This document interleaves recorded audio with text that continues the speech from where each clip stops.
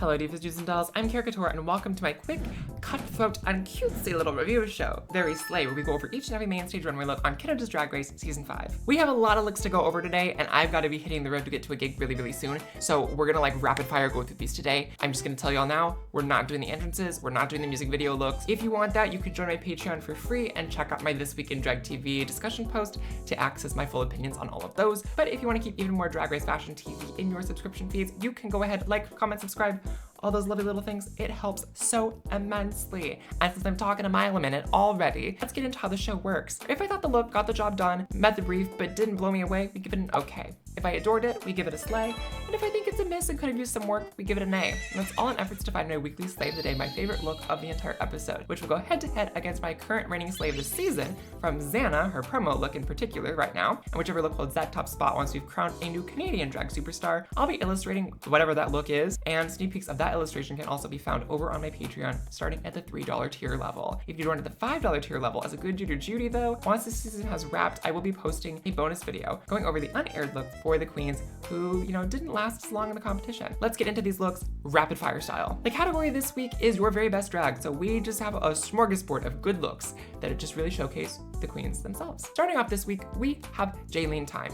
Classic, stunning, gorgeous, love it. Love seeing an older trans woman come on Drag Race. So this is stunning, immaculate, very old Hollywood, and this is the kind of drag I hope to be doing when I'm her age. So I love everything about this. The color's gorgeous, hair shape, proportion, wonderful, jewelry size and shape, stunning. The cut of the neckline, just the drape of everything, the boa, wonderful, stunning, slay. Then we have Minnie Wang. I really liked this a lot too. I think the dragon's cool. The only thing I didn't like is that it doesn't hit the floor in the front. There's a little bit of a raised silhouette there. I think had it hit the floor, would have been cleaner, would have been nicer. Headpiece is gorgeous, hair's gorgeous, loved that. Hope she does well. I think she had one of the better entrance looks too. So this was a good impression for me. It's a slay. Then we have Terra Nova. I don't think this runway look was as bad as people made it out to be on the judging panel. I thought the ruffle was gorgeous. The color is stunning on her. Let's get that out of the way. I love the hair. I love the drape of everything. I love the pearl work. She looks like she just stepped out of the ocean. It's gorgeous. I think her makeup is stunning too.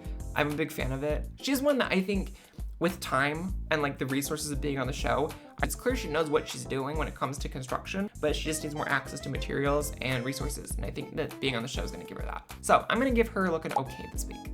Then we have Michaela Couture, my diva, my Canadian cousin, I like to say. Loved this. Very Diana Ross. The color of everything in this is gorgeous. The only thing I didn't like is the brown underneath that I think is just to hold the girls in place, or pasties, or the bra situation, whatever it was. That was kind of distracting to me, but the makeup's stunning. The colors are all gorgeous on her. The embellishment's right. Love it. Love it, love, love it. Can't wait for more. Slay. Then we have Oh My God. I loved this look. The drape of this is so pretty, so gorgeous. I think the headpiece is lovely, the color is gorgeous. I wasn't expecting something like this from her that's so elegant, but it's still quite campy. I'm interested, I'm intrigued, I'm giving her a slay. Then we have Xana. Fashion diva. The asymmetry of the pink wrapped around over the shoulder and the little train on the back, gorgeous. I love the little chaps. I love this all being in leather too. Cunty CEO read on this right here. Everything about this I'm a fan of. It's a slay. Then we have our challenge winner this week, the Virgo Queen. What can I say? I'm a disco diva. I love a little jumpsuit. I love a feather moment. This is phenomenal. The embellishment work is gorgeous. The hair is right. The makeup is right. I have literally nothing I could say about this other than how perfect it is. So I'm not gonna say anything else other than this is perfect. It's a slay. Then we have Perla. I appreciate the references that she has here to the Alexander McQueen show. I think it's from 2009, and the Richard Quinn elements to just kind of take it into a different direction. It's cute. I think it's a really cute aesthetic. Compared to everyone else, it is a little basic, and my God, I didn't realize she was so petite. But it's not one of my favorite looks on the runway this week. I appreciate what she's doing though. I'm gonna give her an okay. We have Sanjana Debish Queen. I love this color on her. It's gorgeous. The hat's stunning. The drape of the sleeves, the long sleeve fabric, the embellishment work. I just love blue and silver together. I think it's really pretty. I think it works. It's successful. Her makeup's stunning. The hair color's great. I like the shape of the hair and the style of it too with this look. She looks really elegant. I was a fan of this. It's a slay. Then we have Helena Poison, who kept up this green and purple color palette through the whole episode. Not mad at it.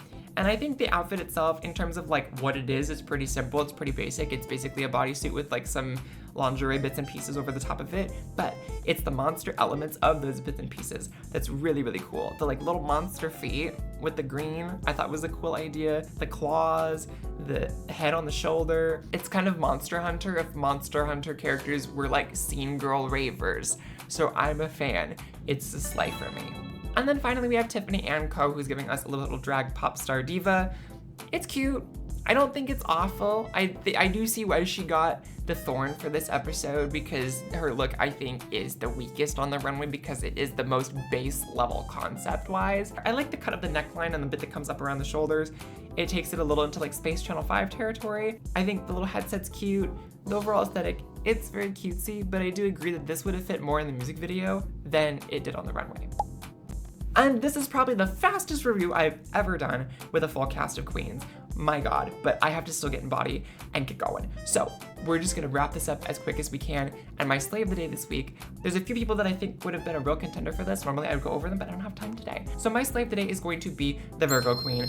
I loved this look. Everything about this is perfect. She really stands out and she really gives me winner vibes. I could see her and Michaela going all the way to the end and them doing kind of a similar thing to UK6 with Kyron and Lavoie, and them battling it out consistently, and it's just like really their competition to lose. Stunning, gorgeous, and when I put this up against Xana's promo look, I do think I can do something more fun art-wise with the Virgo queen, so I'm gonna put her in that top spot going into next week and dethrone Xana as our slay of the season for the time being. That's gonna be it for this one. We will be back next week with a more actually like in-depth review, I hope. I should be doing that next time. So we'll just have to see what happens when our first queen gets eliminated next week. And I'm so glad that this episode and last episode were not balls. Yippee.